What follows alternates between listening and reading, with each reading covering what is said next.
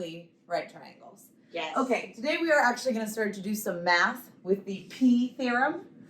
Okay, and we're going to show you kind of how it works so that we can show you how to do these math problems. So basically what the Pythagorean theorem says is if I have this right triangle right here, and I know it's a right triangle because there's a right angle, something magical will happen with the lengths of the sides. So I'm going to go through and I'm going to label. Okay, I'm going to say that this is side A, this is side B, and then remember, the hypotenuse is always across from the right angle, and it has to be the letter C. So if you remember the formula from last time, the formula was A squared plus B squared equals C squared. And there are some numbers already filled in for us, so let's look and see where those came from. Side A is how many blocks long? 3. And side B is how many blocks long? 4. And then our hypotenuse was 1, 2, 3, 4, 5 sides long. Okay, now here's the cool thing. When you square all these numbers, you actually make an equation for yourself, a true equation, and it works every time. So watch. If I do 3 squared, now you can use the calculator, or you can actually count out what 3 squared is. 1, 2, 3, 4, 5, 6, 7, 8, 9. 3 squared is 9. And then I'll do the same thing with my other leg. 4 squared, 1, 2, 3, 4, 5, 6, 7, 8, 9, 10, 11, 12, 13, 14, 15, 16.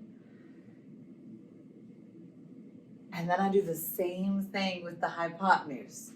So 5, I'm not going to count all these, you just got to trust me. 5 squared gives me 25 little tiny blocks. And then look at this.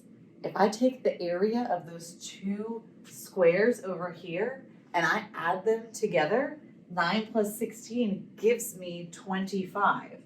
So the reason that this is so cool is because it lets us do a lot of math to figure out these missing sides, because I know that this square and this square will always add together to give me this one. And there are a lot of really cool ways to prove that, and maybe your teachers have some activities planned for you, but we're going to show you how to use that to do some math problems. Oh my goodness, this is so wonderful. I love it. I just love it. I do too. So let's go on and see what we have here.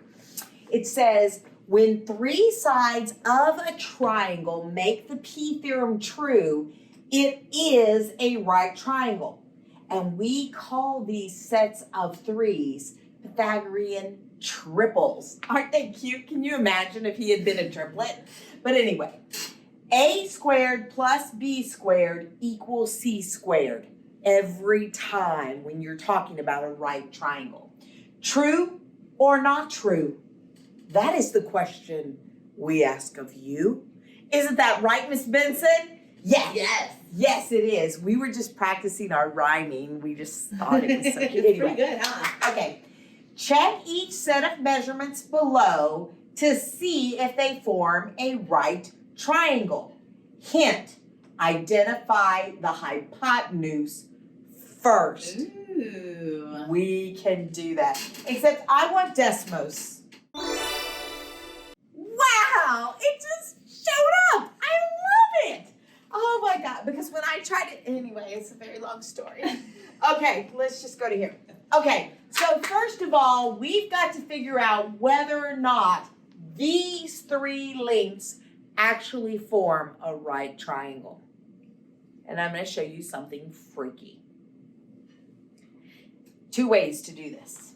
We could do it Miss Benson's way, which is A squared plus B squared equals C squared.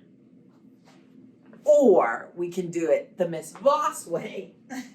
C squared equals A squared plus B squared. I do it backwards. And there's a reason I do it backwards, but that reason happens when you're in geometry. So you can do it the right way, forward, or you can do it the kind of backwards way, backwards. Whatever makes you happy. But I'm going to use this because I'm old and it's very hard for me to break habits. So the first thing I have to do is figure out what is my hypotenuse. I think the hypotenuse is the longest side. So let's just look. 7, 3, 10. That guy right there is going to be my hypotenuse. But then I have the 7 and the 3, and you know what? They don't really matter. So I'm just going to say A and B. All right? So the first thing I'm going to do is I'm going to take that 10 and square it. Then I'm going to write the A, which was 7, and square it. And then the B, which was 3, and square it. Then I'm going to do something cool in my calculator over here. You ready? The first thing I'm going to do is I'm going to take that C and square it. Then I'm going to go to the next line. Then I'm going to take that A and that B. 7 squared plus 3 squared is 58. Whoa. Guess what that means? If this is 100 and this is 58, that means they are not equal. So these 3 numbers are not, oh my goodness. Let me do this correctly. Are not a right triangle. No way. No way. That is true way. That's how you do it.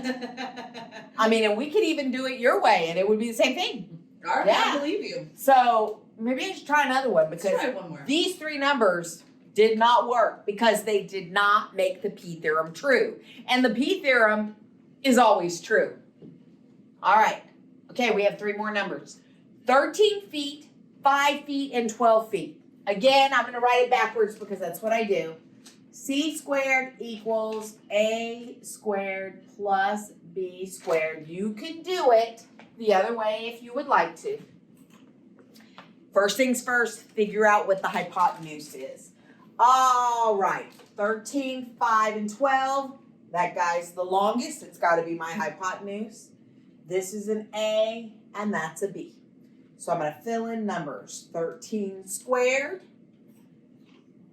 5 squared, plus 12 squared. And I'm going to come to my calculator, start with my hypotenuse. 13 squared is 169.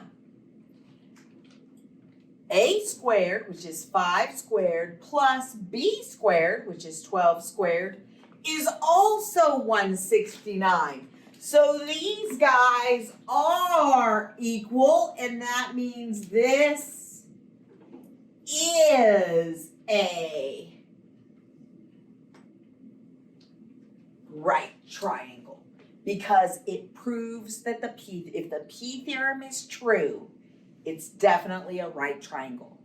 If the P theorem is not true, then it's not a right triangle. Okay. 6 yards, 12 yards, and 3 yards. Can you guys figure it out?